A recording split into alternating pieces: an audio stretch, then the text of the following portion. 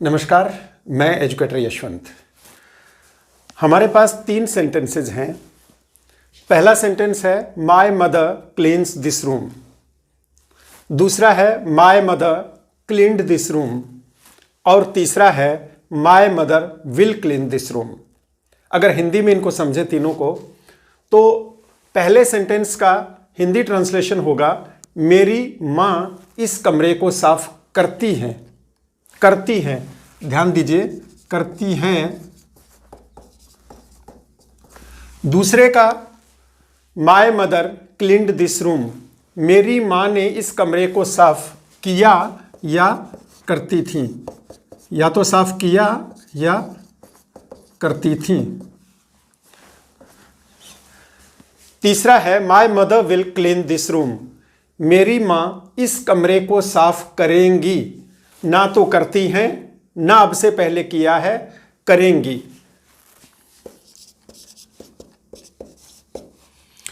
तीनों में बहुत सीधा सा डिफरेंस है।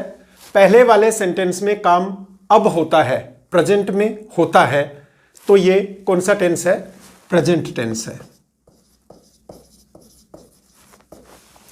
दूसरे वाले सेंटेंस में किया या करती थी, ना तो अब करती हैं ना फ्यूचर में कभी करेंगी। पहले किया या करती थी, तो ये टेंस हो गया पास्ट। और तीसरे में है करेंगी, आज के बाद कभी करेंगी, तो ये है फ्यूचर टेंस। अब यहां देखने वाली बात यह है कि तीनों सेंटेंसेस में सेम सब्जेक्ट है। सब्जेक्ट का मतलब डूअर ऑफ द एक्शन, काम को करने वाला, इसमें मदर सब्जेक्ट है। तीनों में वर्ब भी सेम है, क्लीन, क्लीन वर्ब है। और तीनों में ऑब्जेक्ट भी सेम है, दिस रूम। सब्जेक्ट काम को करने वाला, वर्ब वो वर्ड जिसमें कोई एक्शन सजेस्ट किया जाता है, यानी किसी काम का करना या होना। क्लीन का मतलब साफ करना, उठना, बैठना, मरना, जीना, हंसना, खाना, पीना, जाना, आना, ये सभी वर्ब्स हैं। यानी जिस भी वर्ड में कोई एक्शन सजेस्ट होता है वो वर्ब है। तो यहां पर माय मदर सब्जेक्ट है, क्लीन्स वर्ब है। और जब कोई वर्ब किया जाता है तो उसका असर जिसके ऊपर पड़े वो अपने आप ऑब्जेक्ट हो जाता है। मदर रूम को क्लीन करती हैं, क्लीन करने का असर किसके ऊपर पड़ता है? मदर सब्जेक्ट है, क्लीन वर्ब है। इस वर्ब का असर किस पे पड़ता है? साफ करने से साफ कौन होता है? रूम। तो यहां पर रूम हमारा ऑब्जेक्ट है। तो तीनों सेंटेंसेस में सेम सब्जेक्ट है, सेम वर्ब है, सेम ऑब्जेक्ट है। सब्जेक्ट तीनों में माय मदर, तीनों में वर्ब है क्लीन, और तीनों में ऑब्जेक्ट है दिस रूम। तो फिर कौन सी ऐसी चीज है जिसके चेंज होने से टेंस चेंज हो गया? मुद्दे की बात यह है कि तीनों सेंटेंसेज में एक सब्जेक्ट है, एक वर्ब है और एक जैसा ऑब्जेक्ट है, फिर भी तीनों का टेंस अलग है। तो कौन सी चीज ऐसी है जिसने टेंस को चेंज कर दिया? और वो चीज आप देखिए, यहां पर क्लीन फर्स्ट फॉर्म है, यहां पर क्लीन्ड सेकंड फॉर्म है, और यहां पर विल के साथ क्लीन है। यानी वर्ब की फॉर्म चेंज हो गई, इससे टेंस चेंज हो गया। तो हम टेंस की डेफिनेशन क्या समझेंगे? Different forms of the verb या different states of the verb. Verb की अलग अलग फॉर्म्स को ही टेंस कहते हैं। अगर आपको इंग्लिश ग्रामर पढ़नी है तो आप ना तो इसको काल कहें, ना इसको टाइम कहें। इंग्लिश की डेफिनेशन इंग्लिश के तरीके से समझी जाएगी, इंग्लिश ग्रामर इंग्लिश के रूल्स से ही पढ़ी जाएगी। हिंदी ग्रामर के रूल्स से आप इंग्लिश नहीं पढ़ सकते, क्योंकि हिंदी ग्रामर के अपने रूल्स हैं, इंग्लिश ग्रामर के अपने रूल्स हैं। इंग्लिश ग्रामर के अकॉर्डिंग अगर देखें तो टेंस क्या है? Different forms of the verb. Verb की अलग अलग फॉर्म्स को ही टेंस कहते हैं। तो अब यहां बात यह आती है कि जब टेंस वर्ब की डिफरेंट फॉर्म्स हैं तो फिर टेंस किसके होंगे? टेंस ना तो सेंटेंस का होता है, टेंस ना ही सब्जेक्ट का होता है, टेंस ना ही ऑब्जेक्ट का होता है, टेंस हमेशा वर्ब का होता है। तो हम क्या पढ़ेंगे आज? Tenses of the verb. हमारा टॉपिक है tenses of the verb. Tense हमेशा वर्ब का होता है, ना तो सब्जेक्ट का, ना ऑब्जेक्ट का, ना सेंटेंस का। अब कुल मिलाकर एक बार फिर मैं क्लियर कर देता हूं। यहां पर फर्स्ट सब्जेक्ट, सेकंड वर्ब और थर्ड ऑब्जेक्ट, तीनों ही सेंटेंसेज में सब्जेक्ट, वर्ब और ऑब्जेक्ट सेम है, सिर्फ वर्ब की फॉर्म चेंज हुई है। और वर्ब की फॉर्म चेंज करने से क्या चेंज हो गया? टेंस चेंज हो गया। ये बहुत सिंपल है कि जब भी वर्ब की फॉर्म चेंज करेंगे तो टेंस चेंज हो जाएगा। मोटे तौर पर 3 टेंसेज हैं, पहला है प्रेजेंट, दूसरा है पास्ट और तीसरा है फ्यूचर।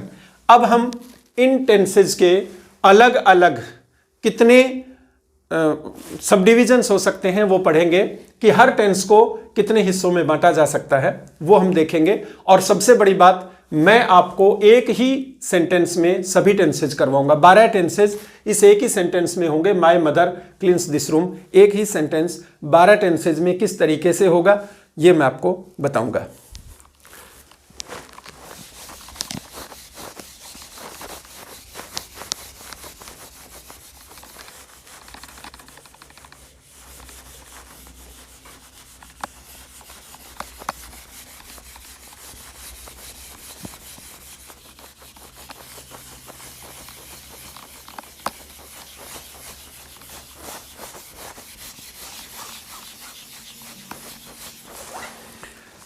मैंने अभी बताया कि हमारे मेजर टेंसेज 3 हैं, प्रेजेंट, पास्ट और फ्यूचर। इन तीनों टेंसेज के 4-4 सब डिविजन्स होते हैं, 4-4 हिस्से होते हैं। सबसे पहला है सिंपल या इनडेफिनिट,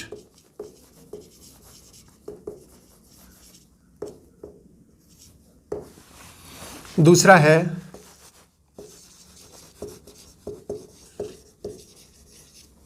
कंटिन्यूअस या प्रोग्रेसिव, तीसरा है परफेक्ट और चौथा है परफेक्ट कंटिन्यूअस या परफेक्ट प्रोग्रेसिव।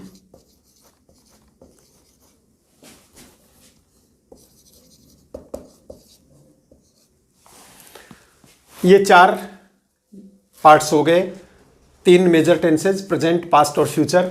इनमें से हर एक के 4 हिस्से, मैं इनको थोड़ा क्लियर कर देता हूं। सिंपल या इनडेफिनिट, डेफिनिट का ऑपोजिट है इनडेफिनिट। डेफिनिट का मतलब तो जो कुछ निश्चित है, जिसमें कुछ सर्टेनिटी है, लेकिन जो इनडेफिनिट है मतलब जिसमें कुछ निश्चित नहीं है। काम अभी हो रहा है या नहीं हो रहा, इसमें कुछ भी पता नहीं चलता। कितना हो चुका, कितना बाकी है, यह भी पता नहीं चलता।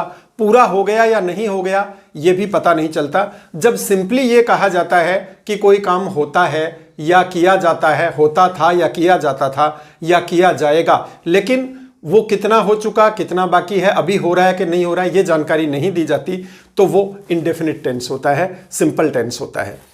उसके बाद है कंटिन्यूअस। नाम से ही पता चलता है जब कोई भी एक्शन, कोई भी काम लगातार चल रहा होता है, लगातार जारी रहता है, तो कंटिन्यूअस होता है। इसका दूसरा नाम भी आप देखिए, प्रोग्रेसिव। प्रोग्रेसिव मीन्स प्रोग्रेस, जहां प्रोग्रेस है, प्रोग्रेस का मतलब किसी भी काम का आगे चलते रहना।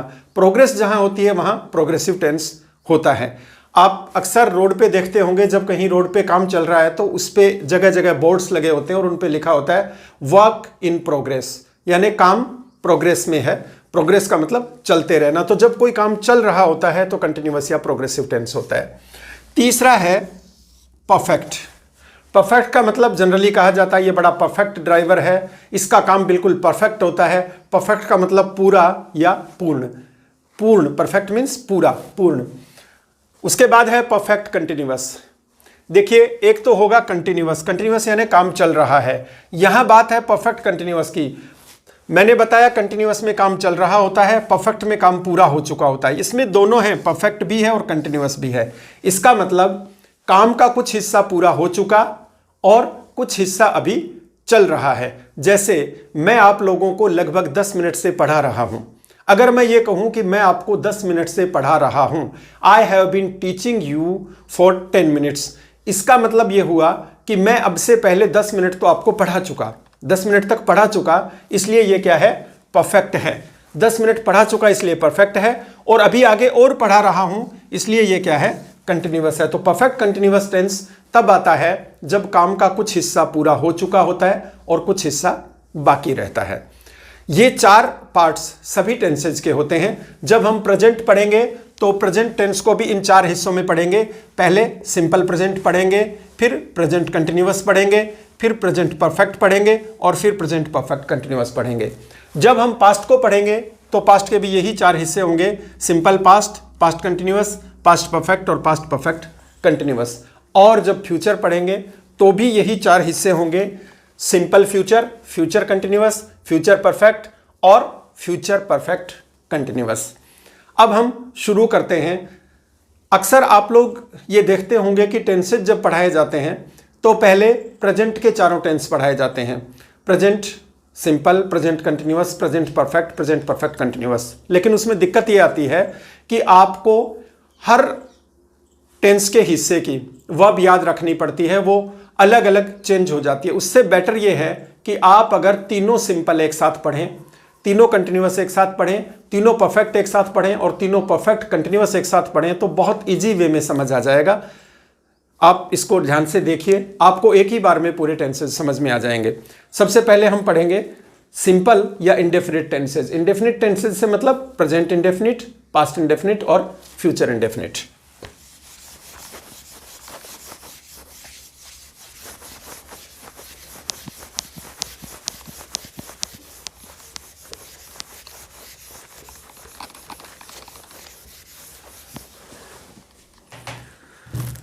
चलिए शुरू करते हैं।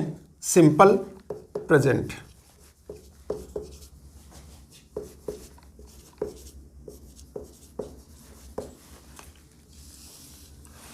हमारा सेंटेंस वही रहेगा, मैंने बोला था कि हम एक ही सेंटेंस में सभी टेंसेस समझेंगे।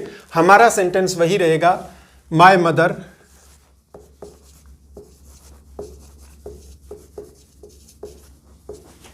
Cleans this room.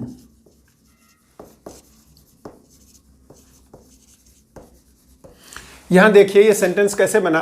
सबसे पहले माय मदर क्या है, सब्जेक्ट, तो सबसे पहले हमारा आ गया सब्जेक्ट। उसके बाद सब्जेक्ट के बाद वर्ब की फर्स्ट फॉर्म है, लेकिन इसके साथ एस और ईएस, या तो एस या ईएस लगा हुआ है, तो हम ब्रैकेट में कर देंगे एस और ईएस। उसके बाद किसी सेंटेंस में ऑब्जेक्ट हो तो ठीक है, नहीं हो तो कोई बात नहीं, अगर है तो ऑब्जेक्ट, नहीं है तो कोई दिक्कत नहीं। अब हमारे पास ये एक सिस्टम बन गया, ये एक फॉर्मूला बन गया, सब्जेक्ट प्लस वर्ब की फर्स्ट फॉर्म प्लस एस और ईएस प्लस ऑब्जेक्ट।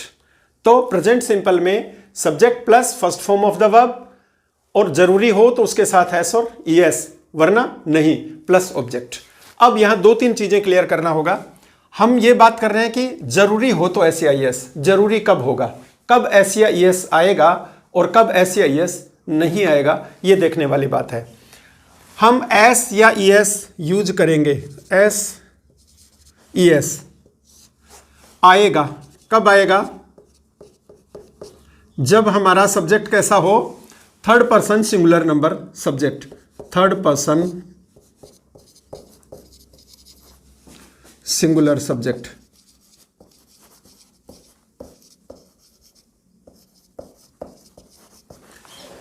मैं बहुत बेसिक से आप लोगों को समझा रहा हूं। बहुत सारे लोग ऐसे होंगे जिनको ये बातें आती हैं और लगता है कि ये बताने की कोई जरूरत नहीं है, लेकिन जिस स्टूडेंट को ये सब बेसिक क्लियर नहीं है वो आगे नहीं पढ़ पाएगा। इसलिए मैं क्लियर करते चलता हूं कि थर्ड पर्सन सिंगुलर नंबर आमतौर पर 3 पर्सन्स होते हैं। फर्स्ट पर्सन यानी आई या वी, सेकंड पर्सन जो हमेशा सामने होता है यू, और थर्ड पर्सन वो जिसके बारे में बात की जाती है, ही, सी, इट और जितने भी नेम्स हैं, जितने भी नाम हैं।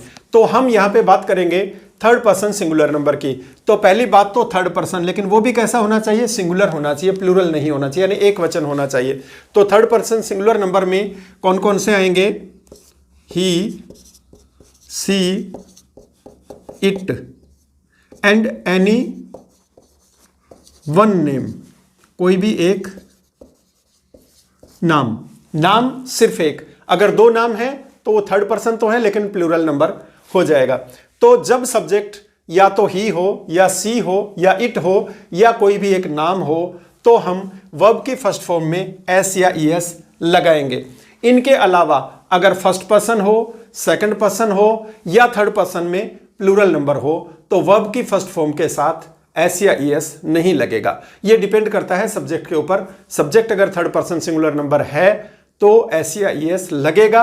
अगर सब्जेक्ट फर्स्ट पर्सन है, सेकंड पर्सन है या फिर थर्ड पर्सन में भी प्लूरल नंबर है तो एस या ईएस नहीं लगेगा।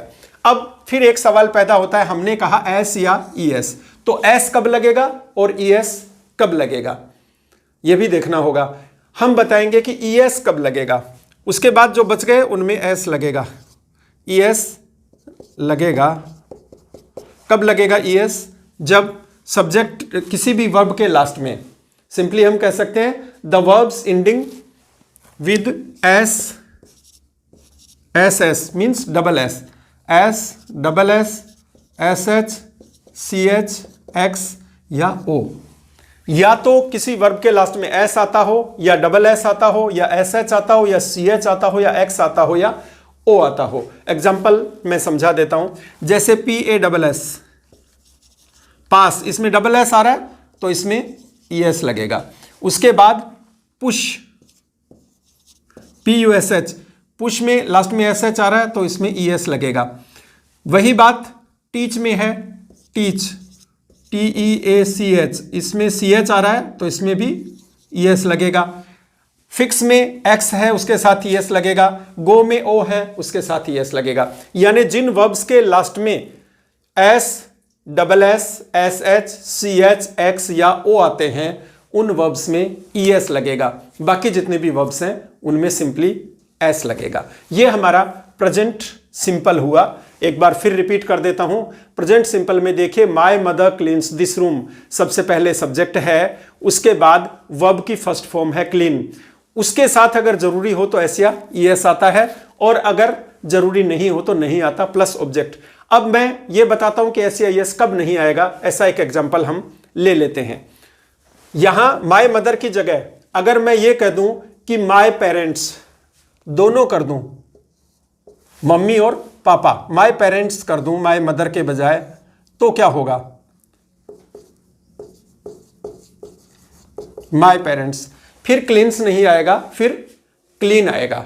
माय मदर के बजाय माय पेरेंट्स हो जाए तो फिर एस नहीं आएगा। माय पेरेंट्स, क्योंकि ये थर्ड पर्सन तो हैं लेकिन प्लूरल नंबर हैं। मदर थर्ड पर्सन सिंगुलर थी इसलिए एस या ई एस आ रहा था, लेकिन पेरेंट्स प्लूरल हो गया तो एस नहीं आएगा। अगर इसकी जगह आई भी हो जाए, पेरेंट्स की जगह मैं आई कर दूं तो आई क्लीन्स नहीं आएगा, आई क्लीन आएगा क्योंकि ये फर्स्ट पर्सन हो गया।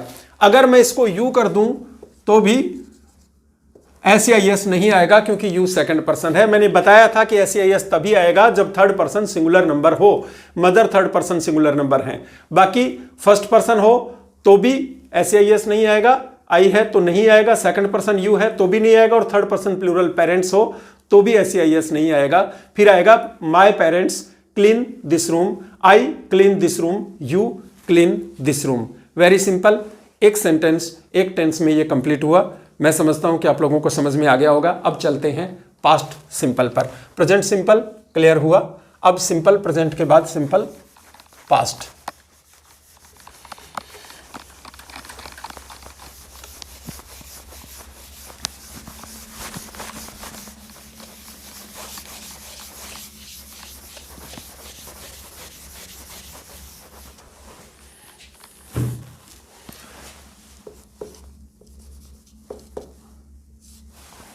ये बहुत इजी मेथड है, एक ही सेंटेंस में सभी टेंसेज आप समझ जाएंगे।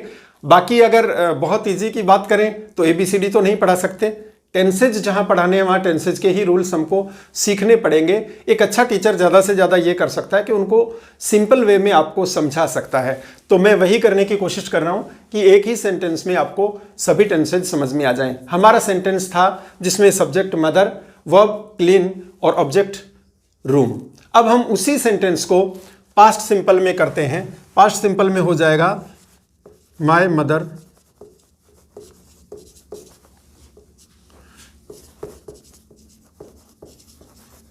Cleaned this room. अब यहां पे फर्क ये पड़ गया, जब प्रेजेंट सिंपल हम कर रहे थे तो क्लीन्स आ रहा था या क्लीन आ रहा था। अगर subject third person singular number था तो क्लीन्स आ रहा था, subject first person, second person या थर्ड पर्सन प्लूरल था तो हम क्लीन कर रहे थे, यानी फर्स्ट फॉर्म यूज कर रहे थे। यहां पर ये क्लीन की सेकंड फॉर्म है क्लीन्ड। तो देखिए कैसे बना सेंटेंस, सब्जेक्ट प्लस वर्ब की सेकंड फॉर्म प्लस अगर है तो ऑब्जेक्ट आ जाएगा।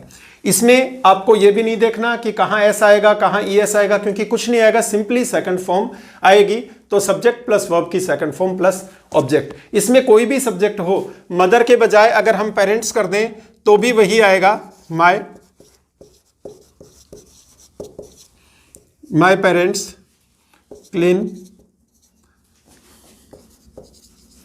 This room, my parents cleaned this room. तो पेरेंट्स है तो भी वही वर्ब की सेकंड फॉर्म है। अगर आई है तो भी वही सेकंड फॉर्म आएगी, आई cleaned this room.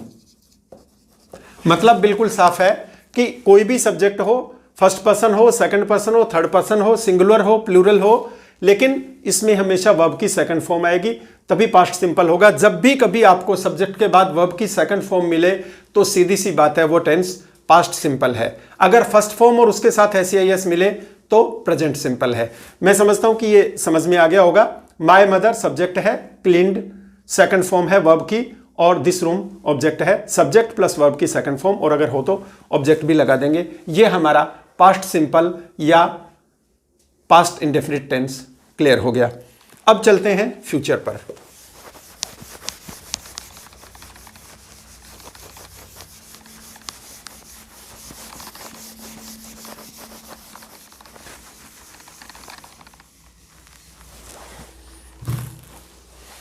Simple future.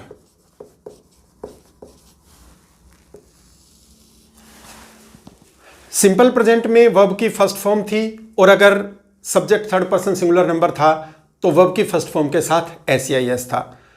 Simple past में वर्ब की सेकंड फॉर्म थी, और अब उसी सेंटेंस को हम सिंपल फ्यूचर में करते हैं। तो देखिए,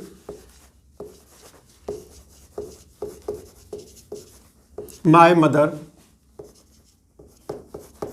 will clean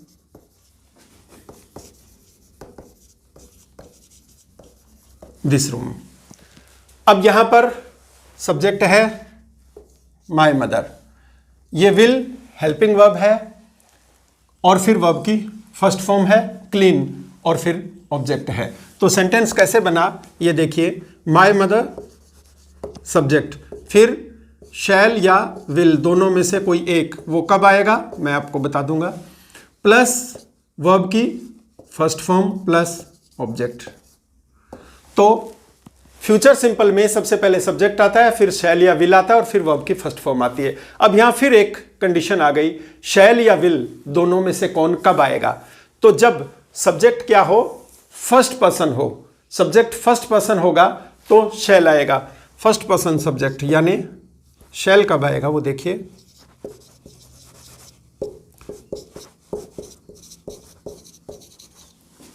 first person subject, यानी आई या वी, तब शैल आएगा। और विल कब आएगा, सेकंड पर्सन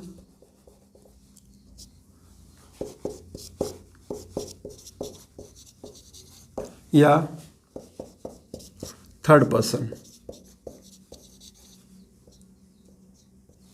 इसके साथ विल आएगा।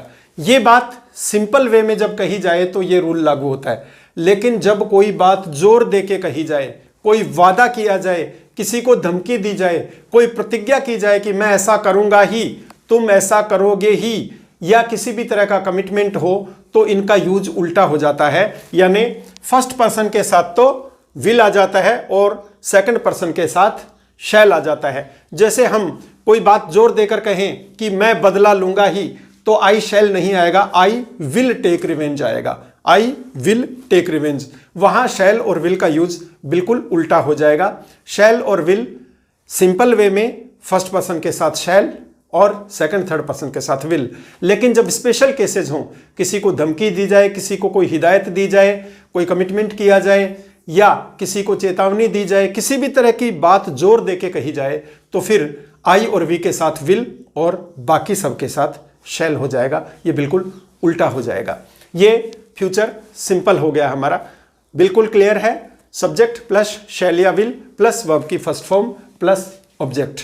मैं समझता हूं कि इंडेफिनिट टेंसेस तीनों आप समझ गए होंगे। एक ही सेंटेंस में हमारा सेंटेंस है, उसका सब्जेक्ट है माय मदर, ऑब्जेक्ट है दिस रूम और वर्ब है क्लीन। जब हमने प्रेजेंट सिंपल पढ़ा तो प्रेजेंट सिंपल में सब्जेक्ट के बाद वर्ब की फर्स्ट फॉर्म और अगर उसके साथ जरूरी था तो एसईआईएस आया और फिर ऑब्जेक्ट आ गया। एसईआईएस कब आया?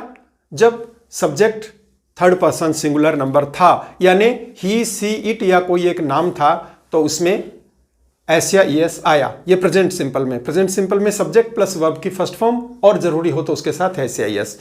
फिर बात करते हैं पास्ट सिंपल की। पास्ट सिंपल में कोई लंबी चौड़ी रूलिंग नहीं है, बिल्कुल सीधा सा है, सब्जेक्ट प्लस वर्ब की सेकंड फॉर्म प्लस ऑब्जेक्ट। और फिर है फ्यूचर सिंपल। फ्यूचर सिंपल में सब्जेक्ट प्लस शैल या विल प्लस वर्ब की फर्स्ट फॉर्म। शैल कहां आएगा? फर्स्ट पर्सन के साथ, और विल कहां आएगा? सेकंड थर्ड पर्सन के साथ ऑर्डिनरी केसेस में। और जब जोर देके कोई बात कही जाए तो उल्टा हो जाएगा, आई वी के साथ विल आ जाएगा, बाकी सबके साथ शैल आ जाएगा। वीडियो को अच्छी तरह देखिए, समझ में आ जाएगा।